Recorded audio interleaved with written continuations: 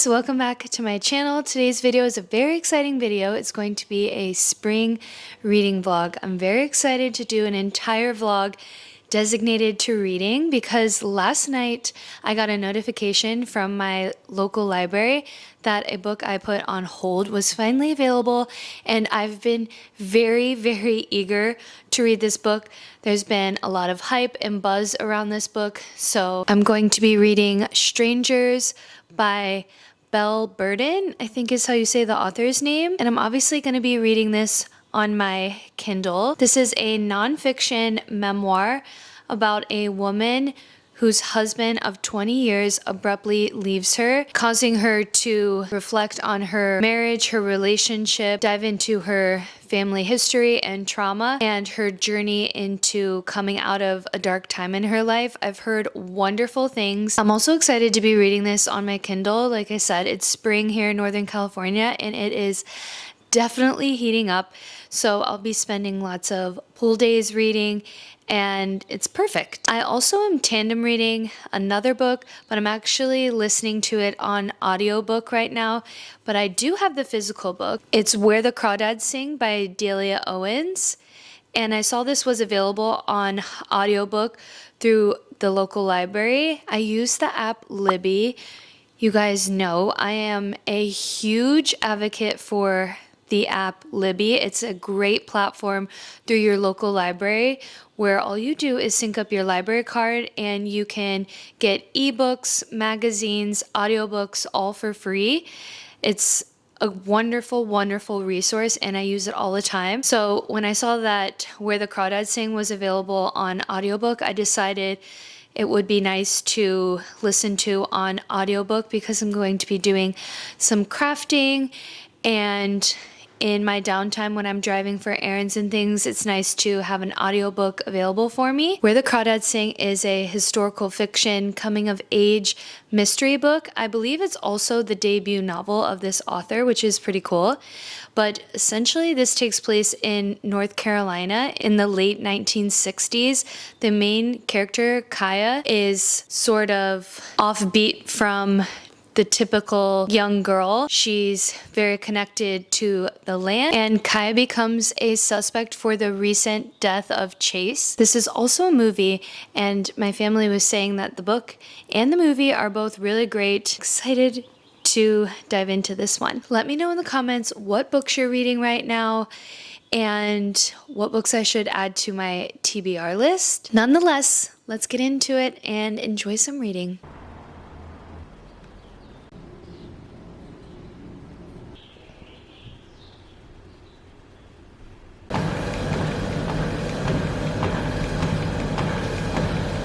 We're due for an update on Strangers, and I'm in part 3, so I'm like almost halfway through the book. My first note is that I love that the cover ties in to the story. The symbolism of the birds on the cover is apparent in the story, and I love that. I want to share a couple annotations I took from the book. I'm not going to be spoiling anything in this video, but I did want to share a couple things that I thought were really good. She mentions in 2019 that her ex-husband planted blueberry and raspberry bushes on the edge of the property, plants that take several years to bear fruit, which I felt like was an interesting nugget since the devastation of their marriage happened in 2020. I thought, wow, that's interesting that he planted these things that she would have to watch come to fruition over years. I haven't obviously finished the book, so I don't know if she ends up moving from their home together, but I thought that was interesting. She also says, which I think is pretty crazy to think after 20 years, that the person that you married just like up and leaves you so abruptly with little to no explanation. And she said, but what if the story I told myself wasn't true? What if he always had a different story?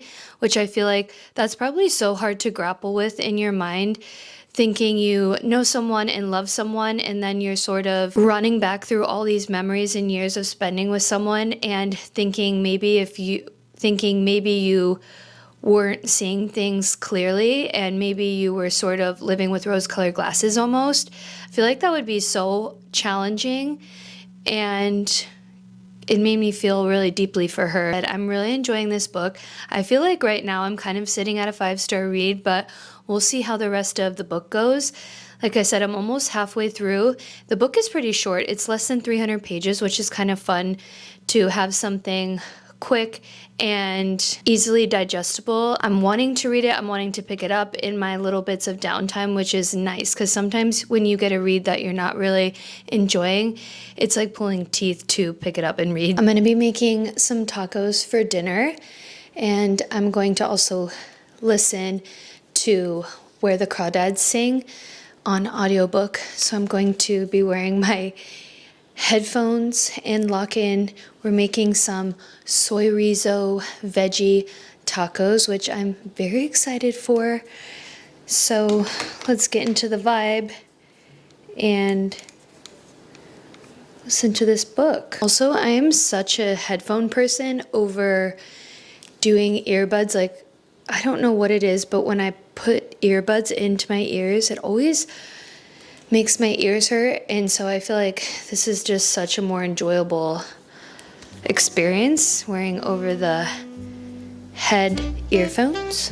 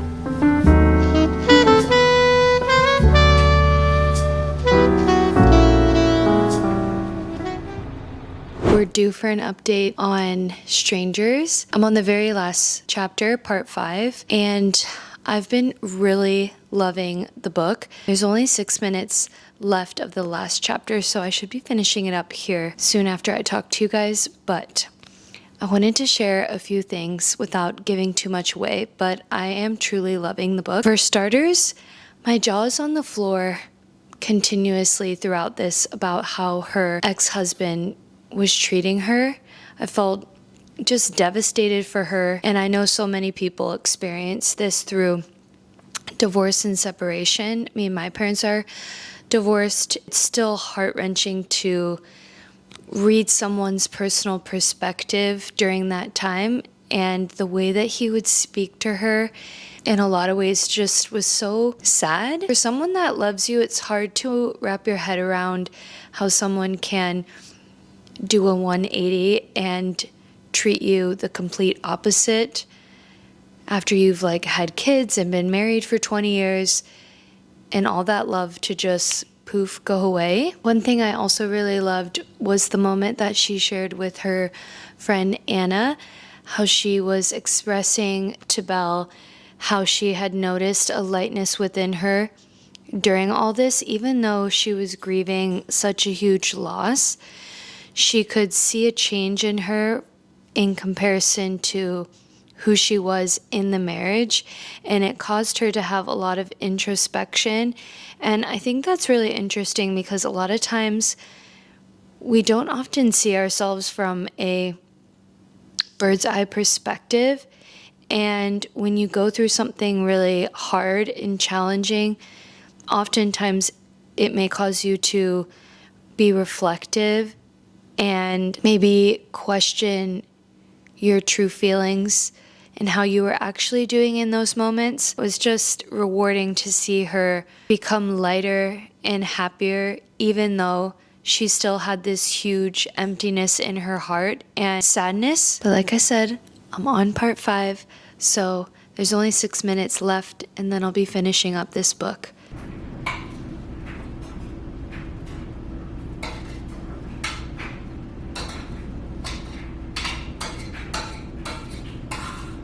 Wow, here's my final thoughts. 5 stars. Wonderful book. Often endings are just the beginning. It was a beautiful story of reclaiming yourself. It was a very healing story.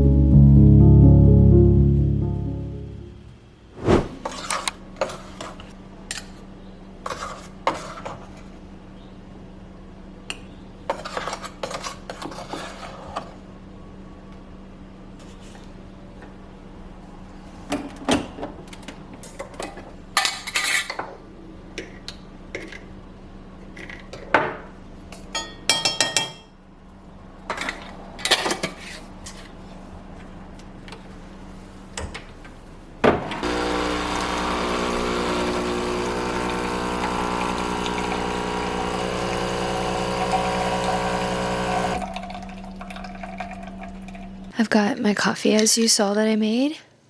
I wanted to check in with you guys on Where the Crawdads Sing. I'm still listening to it on audiobook, as you guys have seen. I'm about halfway through the book. I still keep track in the physical book if I have it, even though I'm listening to it on audiobook, because it's just fun to see making progress through the book. I enjoy the romance and coming of age story for the main character. I believe how you say her name is Kaya. I was reading about the author and I thought it was kind of interesting. I didn't know that she was a zoologist and a conservationist. Is that how you say it? She spent 2 decades in Africa studying wildlife. I think it's pretty cool how the author ties her passion into the main character Kaya and her love for wildlife as well, and why her nickname is like Marsh Girl. Another cool thing I thought was in chapter 17, Tate brings Kaya a book for her to read, and it's actually Rebecca by Daphne. I don't know how to say the last name, but I think it's Demure or Demure. But I actually just thrifted that book, and while she's reading Rebecca, she's thinking a lot about love and seeing herself as the protagonist in Rebecca, and I thought that was really cool. It's making me very excited to read the book so I can kind of see the story for myself. But today's a pretty chill day. I'm gonna drink my coffee and I'm actually in the mood to purge my closet. I was trying to find stuff to wear, and as I was looking through my closet, I was thinking to myself, I need to get rid of some of these clothes that I just do not vibe with. I don't know. I always am constantly going through fashion shifts and identity shifts where I'm feeling connected to expressing myself in a different way. Some of the clothes that are in there I feel uninspired by, or just not who I am now. And I want to go through and purge some things, and maybe I'll put them on Depop, or maybe I'll just take them to the thrift store. I don't really know what I'm in the mood to do, but I'm going to listen to Where the Crawdads Sing while I go through my closet.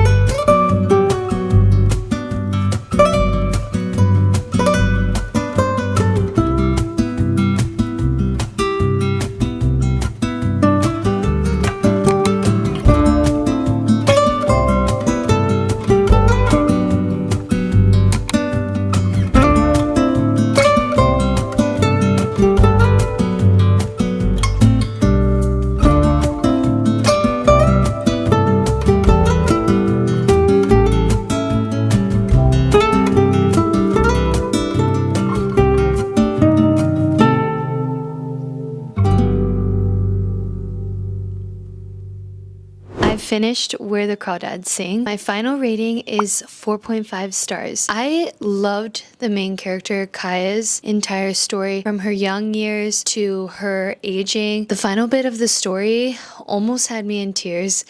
I loved the romance aspect. I also loved the historical educational part of it. of life in the South during those times. I'm just surprised actually how much I enjoyed the book, and listening to it on audiobook was even better because the characters came to life through the narrator, which sometimes an audiobook I feel like does not do the physical book justice, and then sometimes it's the flip where I feel like an audiobook really elevates the story. Like I said, I'm pretty surprised by how much I enjoyed this book. My next thing is that I want to watch the movie. Overall, I'm happy that I have this in my collection. I hope you all enjoyed this vlog. Tell me in the comments what books you're reading this spring, heading into the summer, what's on your reading wish list. Let me know. I'll see you in the next one. Bye!